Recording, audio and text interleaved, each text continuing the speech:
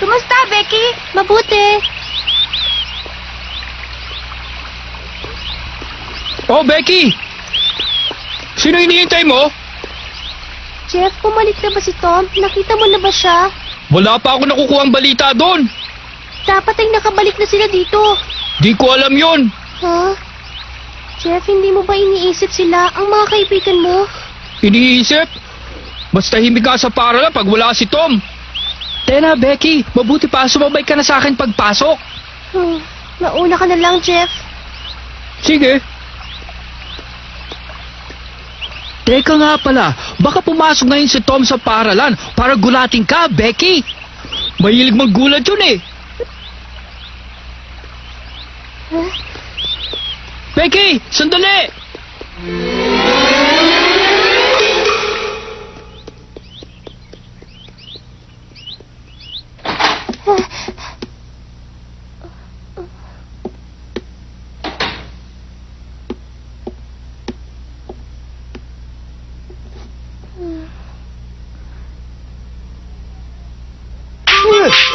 Eto sa'yo! Ako ang kilabot na tagapagtanggol ng Caribbean, si Kapitan Tom Sawyer. Lalabanan mo ako! Ako ang kinatatakutang mangong malimbat sa dagat, si Ben Rogers! Eto sa'yo! Tumayo ka at ipagtanggol mo ang sarili mo! Etong ganti ko sa'yo, Tom! Humanda ka ngayon!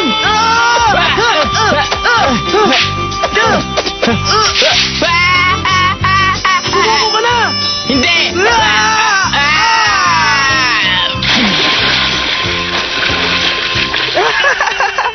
Hindi ka kasing galing ng akala mo! O ano? Lalabanan mo pa ba ako? Oo, naisa mo lang ako, hindi ka na makakaulit sa akin! Halika! Ang galing ng bagsak ko, no? Ano sa tingin mo? Bagad na nga eh! Sa susunod, alam ko na ang tamang pagbaksak! Hoy! Ha? May nahuli ako! Uy! Galing! Mamaya na natin ituloy ito pagkatapos kumain. Oo nga!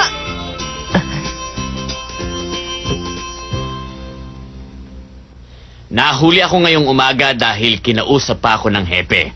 Alam niyo na siguro kung bakit. Tungkol ito kay Tom at kay Ben. Ang dalawa ay, tatlo pala sila, kasama si Huck. Silang tatlo ay nagkunwari mga pirata. Ngunit tumaob ang balsa nila at ang sabi sa akin ay, sila daw ay nalunod na. Nakakalungkot. Nagsisisi ako ngayon sa mga ginawa ko kay Tomas Sawyer.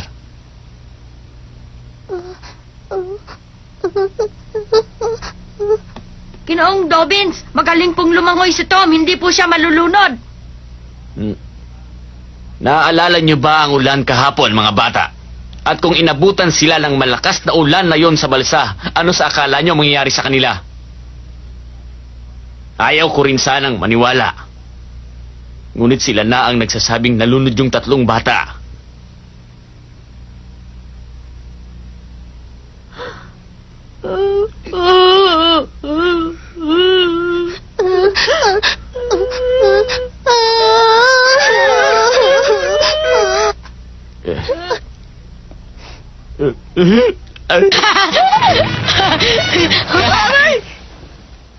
Ikaw talaga! Sandali, may naririnig ako ingay. Ano yun? Parang may pumutok. Naalin? Baka kulog lang yung narinig mo, Huck! Hindi. Kulog! Umulan kahapon, di ba? Baka umuulan sa malayo! Hindi kulog ang narinig ko. Oh, wala na naman ah. Ayun oh.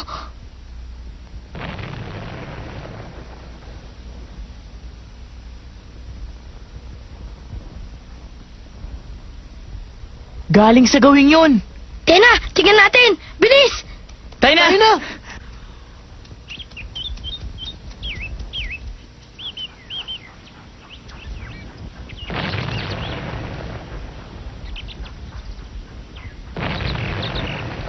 Alam ko na, may nalunod sa ilog. Yun ba yung kanyon?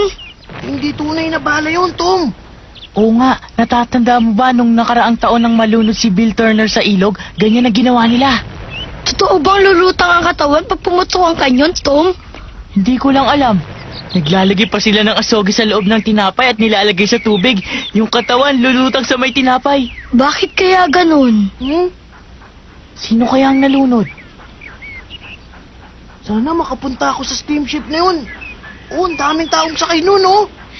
Gusto kong makitang lumutang yung katawan ng nalunod. Aba, papunta sila sa gawing ito. Bumaba na tayo, panoorin natin. Mag-ingat tayo, baka makita nila tayo. Oo nga pala, no? O sige, halina! Opo, Kapitan!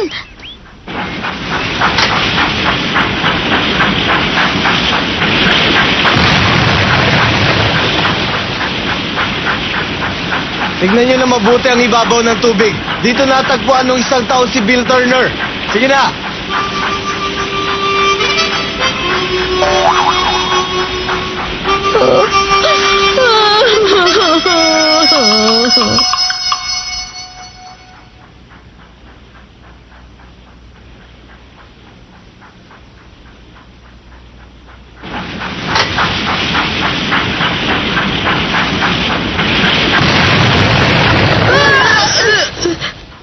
Kung totoong balang ginamit sa kanyon, balamang durog tayo. Nakikita mo ba kung sino ang mga nakasakay doon? Hindi nga eh. Di ko makita mula dito. Sana makita kong paglutang ng bangkay.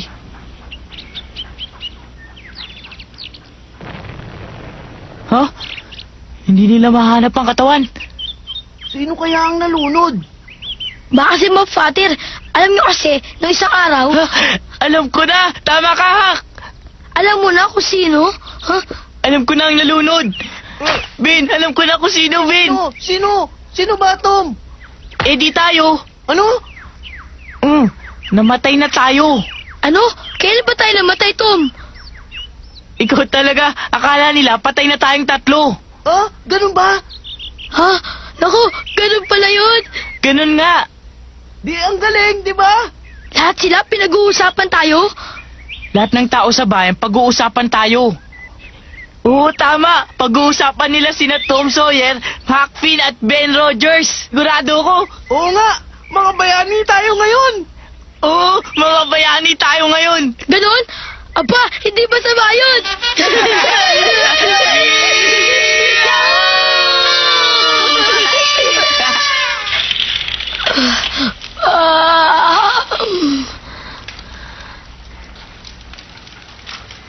Parang nakita ko siya. Oo, parang nakita ko siya.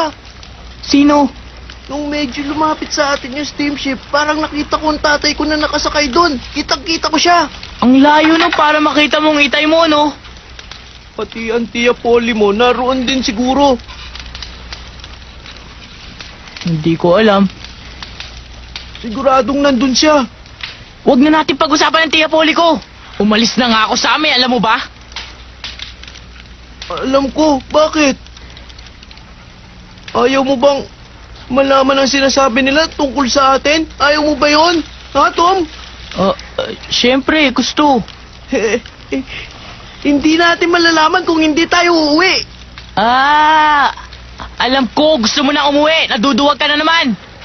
Ayoko umuwi, kaya lang, Kaya lang ano? gusto kong malaman ang sinasabi ng itay ko tungkol sa akin. Ikaw, ayaw mo ba yun, Tom? Gusto. Ikaw naman, ha? Ha? May sinabi ka ba?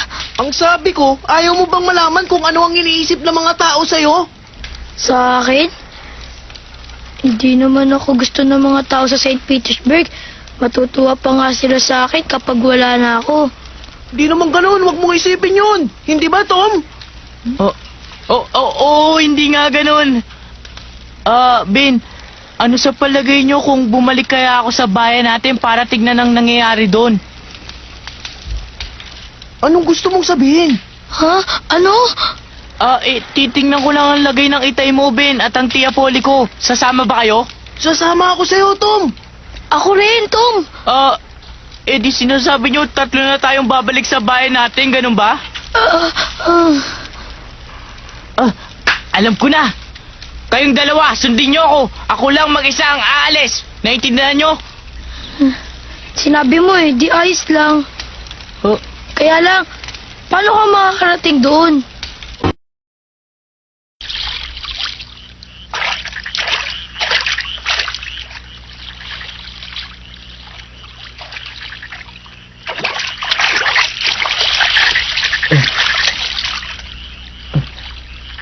paalam na. Sige, Hak. Mag-ingat ka lang lagi, ha? Una, lalangoy ako papuntang Illinois na nasa kabilang panig ng bayan namin.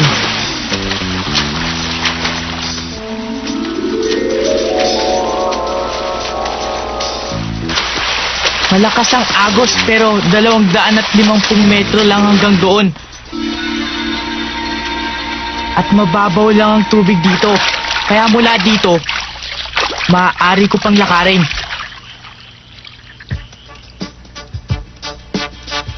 Kaya lang, yung natitirang 120 metro, dapat nang languyin dahil sa lakas ng agos. Mas mabilis kong mararating ang pantalan ng Illinois na 3 kilometro pa ang layo. Kailangan abutan ko ang huling bapor na aalis, tapos magtatago ako sa maliit na bangkang nakatali sa barko.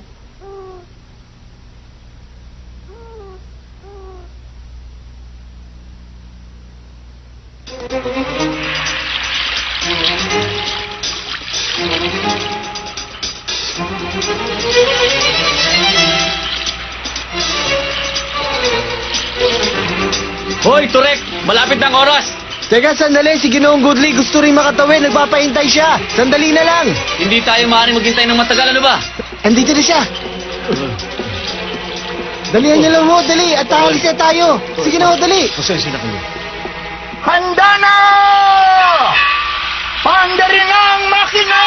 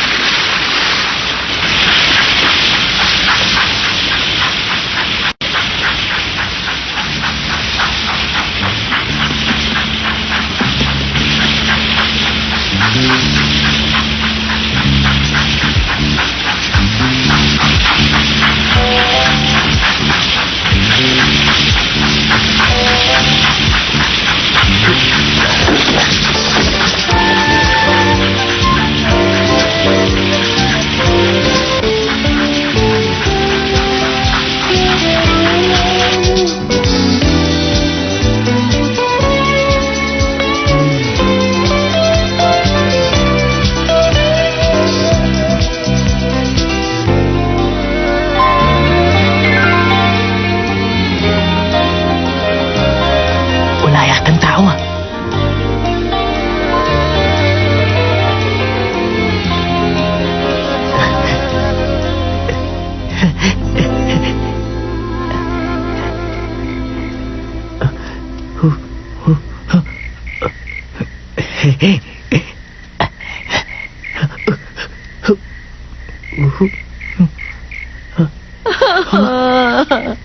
Hindi.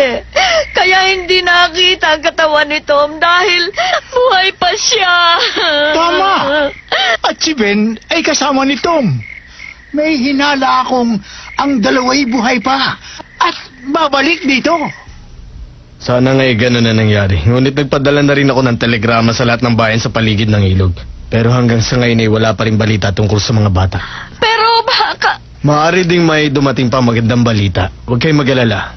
Maaari nga. Kung hanggang linggo ho eh wala pa rin tayo natatanggap na balita tungkol sa kanila, maaaring itigil na ho natin ang paghahanap sa mga bata. Kayo ho ang bahala.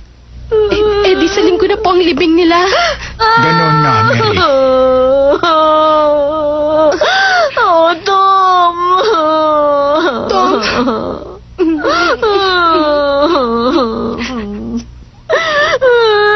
Polly, huwag tayong mawawala ng pag-asa.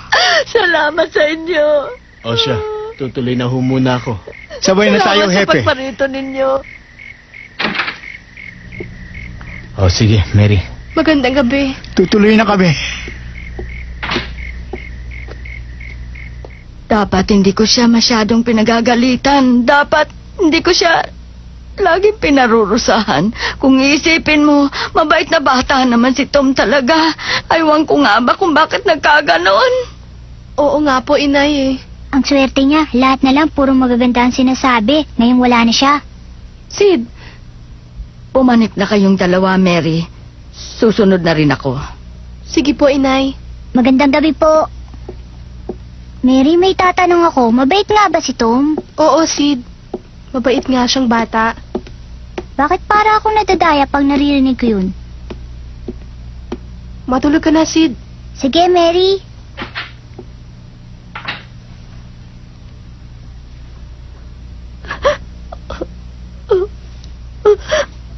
O Diyos ko, iligtas mo po si Tom. Ako na po ang kunin niyo. Aakyat ako sa langit para sa kanya. Pabayaan lang po ninyong mabuhay pa siya ng matagal. O Diyos ko, maawa po kayo sa kanya.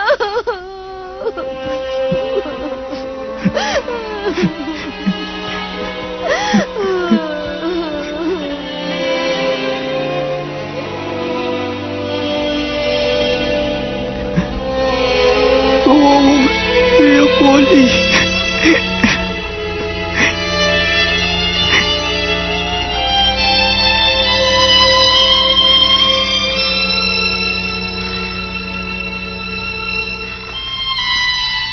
Gusto kong tumakbo sa kanya at yakapin siya. At sabihin, Chang, buhay ako. Kaya lang, paano naman si Hak at Ben na naghahantay sa akin? Kaya, pinigil ko ang sarili ko. Ang kinatatakot ko, baka umuwi na siya ng tuluyan. Iniwan niya na tayo dito. Paano na tayo? Ben! Oh, Hindi ko magagawa sa inyo yun. Tom! Oy, Tom! Dumating ka na pala! Basang-basa ang damit ko, Hak. Sandali! Gagawa ko ng malaking siga. Patawad sa'yo, Tom. Wala yun. Nahuli pa nga ako ng konti. Nakita mo ba ang lagay nilang lahat? Oo, sasabihin ko sa inyong lahat ng nangyari. Hintayin lang nating matuyo ang damit ko. O sige.